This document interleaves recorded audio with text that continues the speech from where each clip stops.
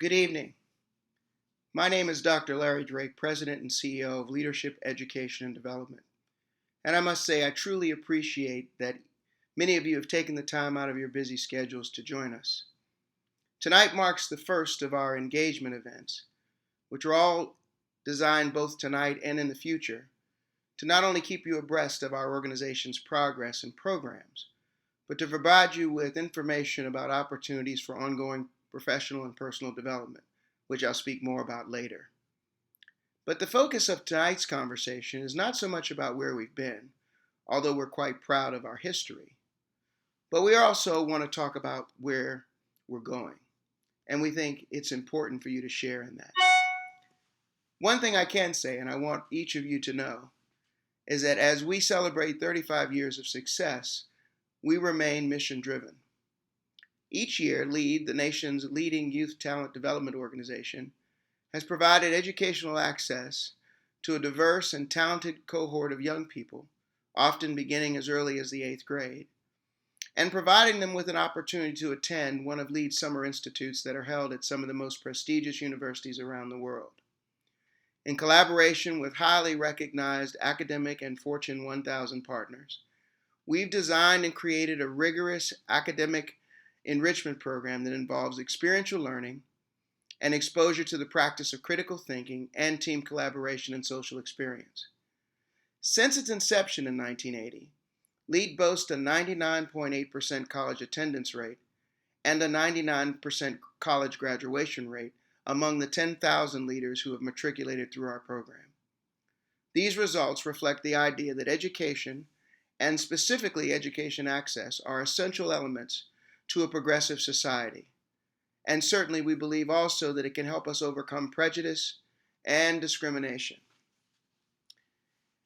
But I want to talk to you about our current situation because although we've done well in the past, we want to really focus on where we are and share with you where we'd like to go and how you can help. As many of you may be aware, the Supreme Court is about to revisit the case that they have UT Austin versus UT, Fisher versus UT Austin. And that particular case, when it comes before the Supreme Court, could become even more of an issue, particularly as it relates to education access for children of color as they navigate the 21st century. While we are extraordinarily proud of our partnerships with leaders in education, business, and public policy, myself and the board are acutely aware of the need to work even harder than ever before to forge a common vision for education that will prepare our young leaders for college, work, and of course, life. In short, we are more determined than ever to help students reach their full potential by preparing these high-achieving students of color for 21st century jobs and opportunities.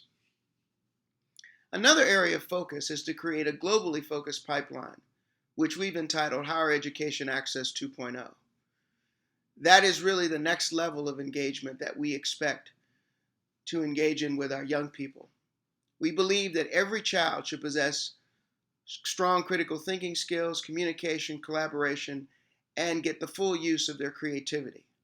We believe LEAD's curriculum needs to reflect that, and we're currently working on revamping the curriculum with each of our institutes to reflect that focus. These top-tier universities, despite their academic aptitude, often becomes difficult places for our young people. And as you know, what we want to really focus on is ensuring that all high achievers, regardless of their income level, we want to be able to help them connect with the learning, give them real life experiences, and provide them with the necessary tools. Well, you may know and you may not know how LEAD is funded historically and what kind of financial condition that this organization has been in, is in today, and as we look to the future, could be in the future. To put it quite frankly, we have been in a very precarious situation in that LEAD has never had an endowment. In all its 35 years, it never built a sustainable financial model that actually could be replicated over this 35-year history. What has happened is each year the executives and the board and others are engaged in aggressive fundraising, but only to fund the particular year's activities that they're functioning or focusing on. Obviously, this has to change.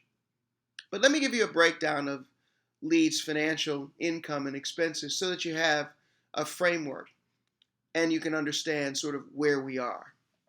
The annual budget of LEAD is somewhere between $1.8 and $3 million. The source of our financial support comes from college and university in-kind, corporate partnerships, private donations, and tuition. The average program cost, meaning the cost of doing one of our institutes, is between $150,000 and $200,000, or about $5,000 to $6,000 per scholar. The average tuition paid by each scholar, those who do pay, is about $1,850 to $2,000. But I might add that we give a great number of scholarships each year. In fact, our motto here and our modus of operation is those who pay for those who can't. Therefore, out of a cohort of 300 on average, the Institute will fund about 120 scholarships, or about 40%, either full or in part. Overall, the funds that are utilized by LEAD, about 68% of them go to program expenses and about 32% to administrative expenses. That being said, and while we might be in line with other nonprofit entities, particularly those in education, we believe that the staffing and the way in which we do this work has to improve and has to change in order for us to serve more young people. Currently, we have 2 full-time and 2 part-time staff members. We have to grow more than that to serve more kids. So what's the focus then, if those are our issues and challenges? As you can see, we've done a lot with a little, but LEAD cannot meet the challenges ahead without additional resources in terms of scholarships, staffing, and more active board participation. To address this, we've outlined what we call 6 urgent objectives. And we've called them urgent because they are urgent. We do need them. Because in fact, if we don't execute them appropriately, our organization's future is at risk. So let me outline them for you. They are as follows. First, we intend to launch a campaign which you'll hear about tonight called Leading for Life. Leading for Life is an aggressive fundraising campaign that's designed to build a sustainable financial model for LEAD. Historically, when we began, corporations used to pay 100% of the cost for us to conduct our institutes. As time has gone on, that number has declined. And in fact, while we are significantly dependent on corporate funding and corporate donations, we would like to move from that model to one where we are able to get more from our alums and more from the LEAD community, private philanthropy, and other types of financial support. And so we intend to build a model that way. We also intend to get the universities to contribute more because at one point, just up until recently, we were paying these universities 100% of the dollars that we raised to conduct our programs, even though they were getting significant numbers of LEAD scholars who were attending their universities and paying tuition. Obviously, that model that we've had in the past is not sustainable. The second point under Leading for Life is that we're going to launch this campaign with a lot of engagement and a lot of talking to you, much like we're doing tonight. And then the final point under Leading for Life, under this first goal, is that we've got to build capability and capacity in order to reach more young people. Our second goal is to launch what we're calling Inspired by LEAD. One of the things that we know is that we can go deeper, and we need to, because the types of critical thinking and problem-solving skills necessary in the global world that we all face is going to require us to talk to our young people much earlier. So what we've decided to do is launch a pilot called Inspired by LEAD, starting at 6th and 7th graders, that will focus on academic enrichment, and we want to pilot those in 3 cities, Atlanta, Chicago, and Baltimore, in conjunction with Emory University, Northwestern University, and the University of Maryland. We're also going to need more volunteers to launch this program, and so we want to broaden the LEAD volunteer network. And we're going to ask you later on in this conversation to consider becoming a volunteer. Our third goal is to expand globally. Today we operate in Finland, South Africa, and Ireland, And those 3 countries, while they represent great opportunities for us, we want to expand more. So we've formed a partnership with the U.S. State Department in order to do just that. And we expect that that partnership will take us to countries like Germany, Thailand, and others. And we've discussed those countries most recently and look forward to opening institutes in great universities in those countries. Our fourth objective is, of course, to expand our lead institutes domestically. And we've chosen 6 that are right in our radar, that we've already been engaged with, that already have expressed interest in becoming lead institutes. Those are Lehigh, SMU, Carnegie Mellon, North Carolina A&T, Princeton, and Inter-America University in Puerto Rico. We also want to standardize our curriculum.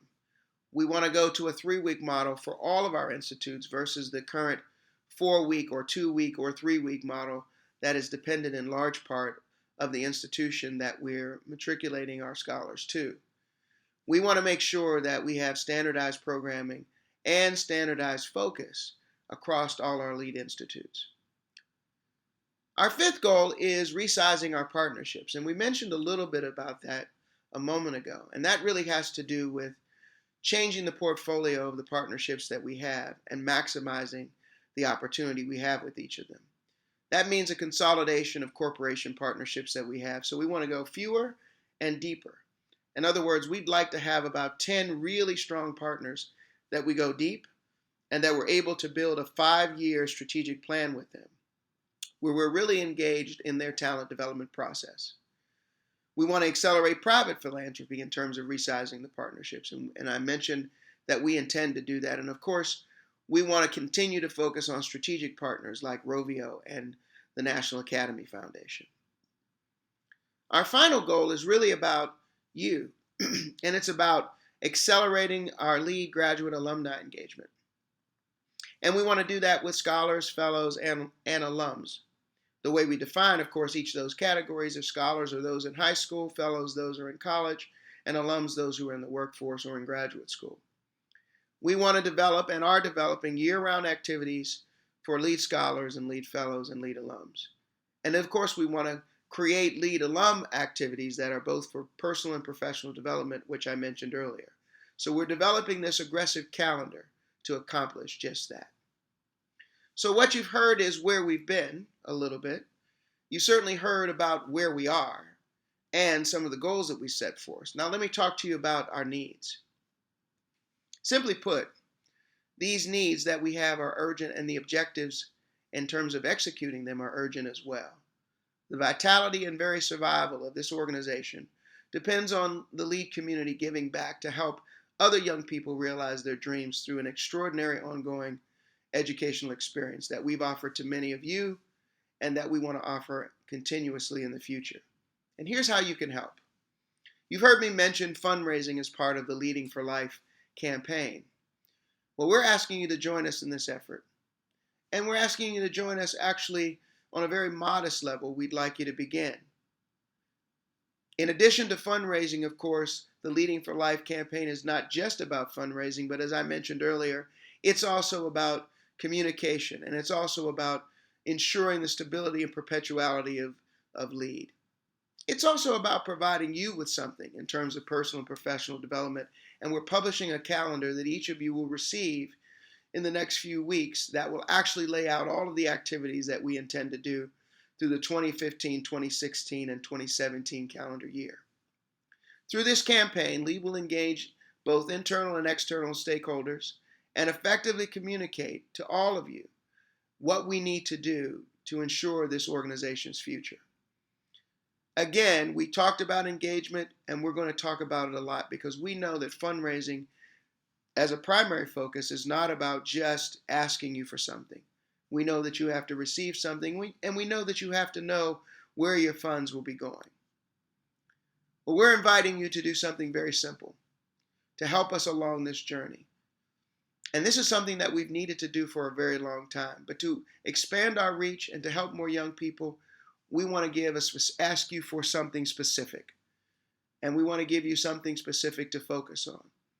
We'd like you to commit to contributing a minimum of $25 a month for 24 months continuously. You'll have an opportunity to give us your banking or your credit card information so we can do an automatic debit every month. We know that $25 in some cases may be a lot to some, but we also know there's an opportunity for many of you to give more, and we will welcome larger donations.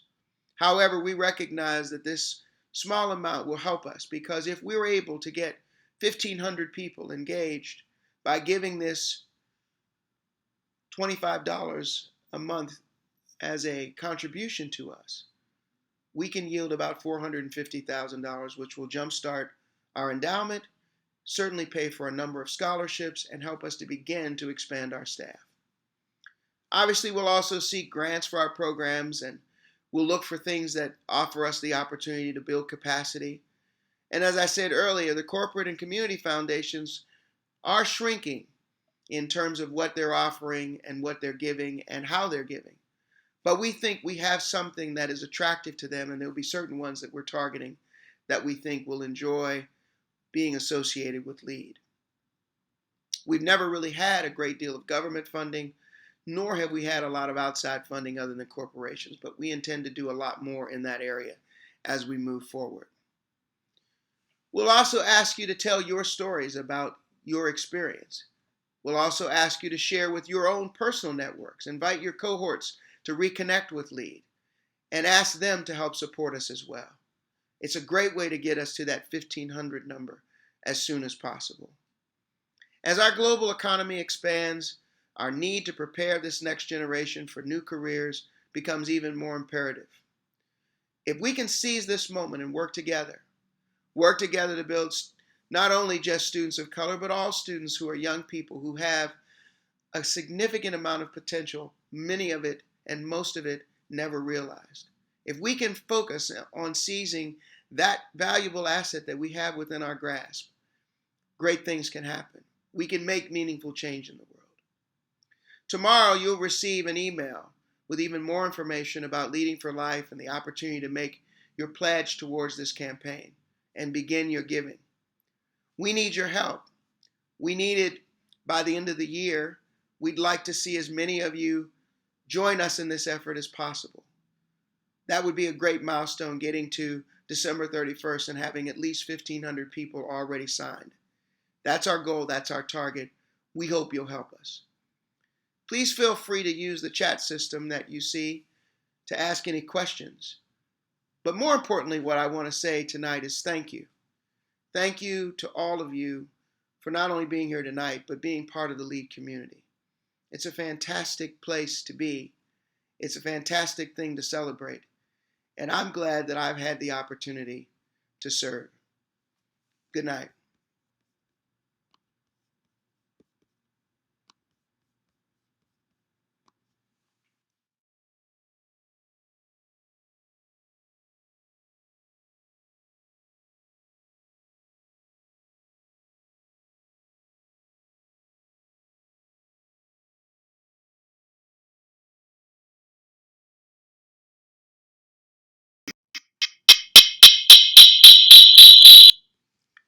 Okay, good evening. So I'm back now to answer some questions. One of the first questions I have is, what is LEAD's current mission, and has it changed significantly in the past decade? And the answer is no. The mission really hasn't changed. As I mentioned earlier, our mission is still to educate young people, diverse youth, many of them from underserved communities, and prepare them, regardless of their income level, for access to higher education. The one nuance, however, that has changed is that we were, for many years, really focused on college inspiring. We are moving more not just from college inspiring to life and career building. Our interest is to make sure they're prepared for life. But those are the nuances that have changed about our mission. You also would read in our mission statement that we use the word nurture. We think we need to spend a lot of time on nurturing our young people. And we expect to do that going forward even more.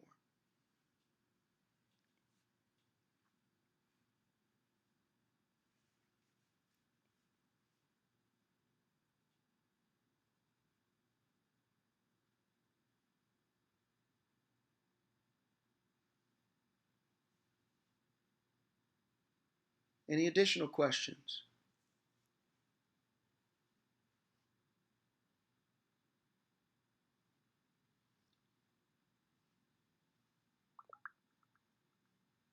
Looks like we have a question coming through. Okay, I thought I asked this question for Barry Taylor, but let me answer it again. In terms of our mission, has it changed over the years, which is the question. Actually, he asked the question, what is LEED's current mission and has it changed significantly in the past decade? The answer is no, it hasn't changed significantly, other than the fact that we've added a more nuanced approach, which is not just college inspiring, but also life and career building. We also use the word nurture in our mission, but we're still cross collaborative. We're still focused on higher education. We're still focused on diverse youth, many of them underserved, and we're still focused on converting that high potential into successful leadership. So, in that sense, it hasn't really changed very much at all.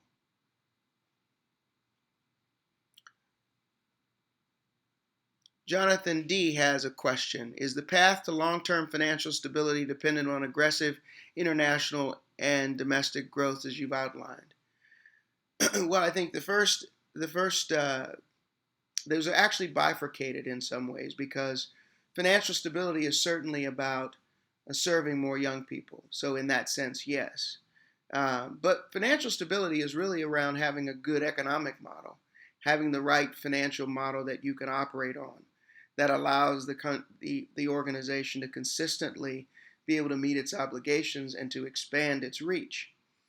In the context of expanding its reach, yes, having more domestic institutes, and yes, having more universities participate in the funding process is also very important. So yes, in that sense, they are connected.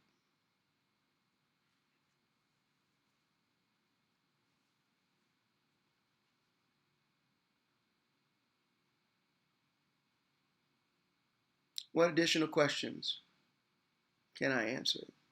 I'm sure that there's many of you out there that may have some additional questions. Please feel free in the time we have remaining to post your questions.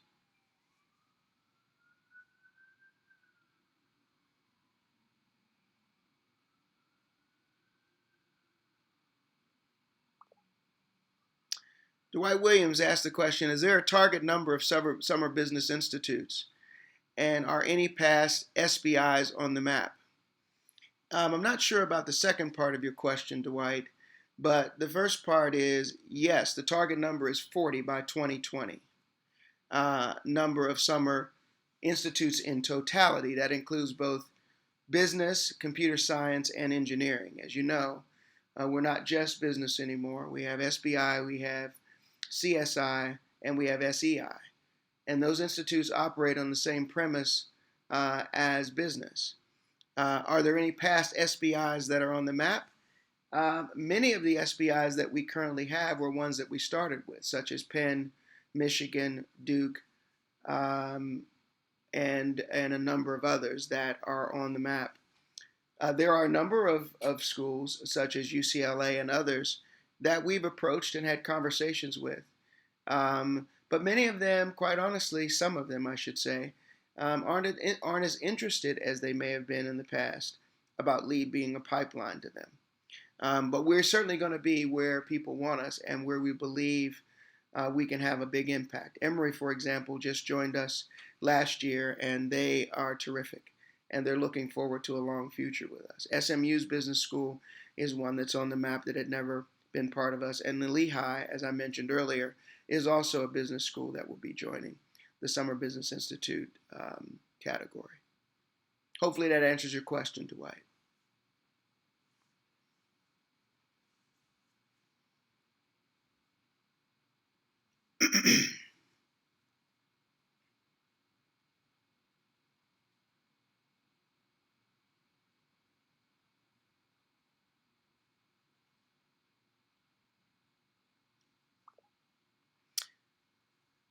Barry Taylor has another question. Will individuals who are not alumni, fellows, or scholars be asked to help with fundraising? Yes. And those people will be what we call Friends of LEED. And of course, those include people in your network. And then, of course, our board, which is not in either of the categories, fellows, scholars, or alums, are asked to participate. So we'll be recruiting anyone talking to anyone who is willing to support our organization. And of course, in terms of fundraising, as I mentioned, we'll be talking to foundations and private and public philanthropy about supporting LEAD.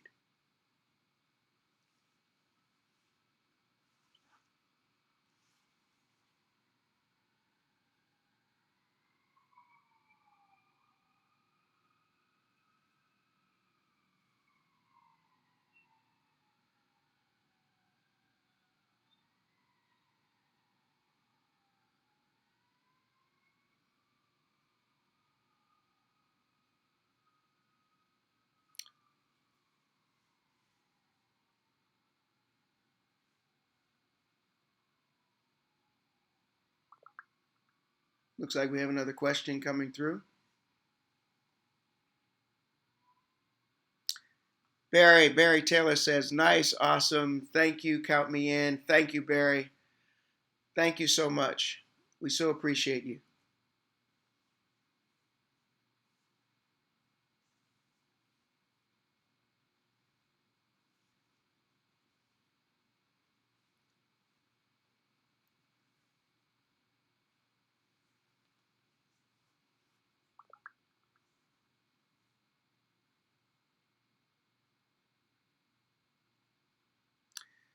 Well, that's all the time we have for questions. I want to just thank everyone for, again, taking time out of your busy schedules to be with us tonight. I hope this was informative. And as I mentioned, this is the first of many. We are hoping that each of you will decide to join us in our effort. We need your help. We know that you care about this organization and care about what it did for you, and we know you care about helping others receive that same benefit. Thank you so much. Thank you for being part of tonight, and we look forward to talking to all of you again very soon. Good night.